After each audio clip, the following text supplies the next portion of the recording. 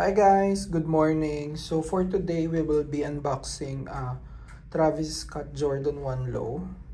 So Canary. So women's sizing na to.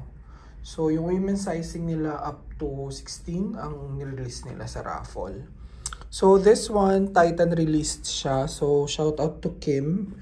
So kawork ko siya, pinahiram niya sa akin yung pair niya for unboxing. So this one, size 9 women's. Ayan. So, ang SRP nito ay, wait, let me just check. Ito. So, and so 8395 yung SRP niya. Okay, so let's proceed to the shoes. Ayan. So, same din nung mga Travis na nilabas na. So, meron siya nung Cactus Jack na paper. And then, ito yung shoes. So, aside from the shoes, ano ba included? So, first, ito, yung red laces. Ayan, so naka-box siya. Sa toddler, nakabuhol lang. And then, the second one ay blue. Ayan. So, bali, tatlong laces. So, one yung yellow nakalagay na sa shoes. Okay, so let's proceed to the shoes. So, sa adult, walang free sticker compared dun sa toddler. May sticker siya ng Jordan. So, close up natin. Ayan. So, makikita niyo yung quality. Napakaganda talaga.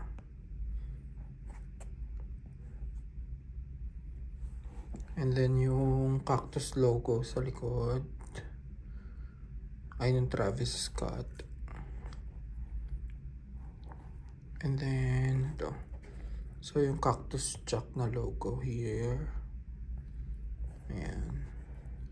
And then, sa tongue naman, ito. Ayan, Cactus Jack. And then, inside, ayan. So, may logo ng Jordan. And then, may Travis dyan sa gitna. And then, sizing yung tag. Ayan. Okay. So, yung other pair naman, ay other shoe. So ito yung reverse logo. And then, this one. Yung embroidery niya. Ganda, no? Grabe.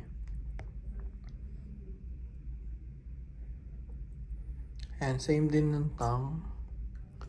And then, ito yung Cactus Jack. Then Travis Scott dito sa kabila. So, magkaiba sila. So, yung isa Jordan logo, tapos yung isa naman Travis Scott. Okay.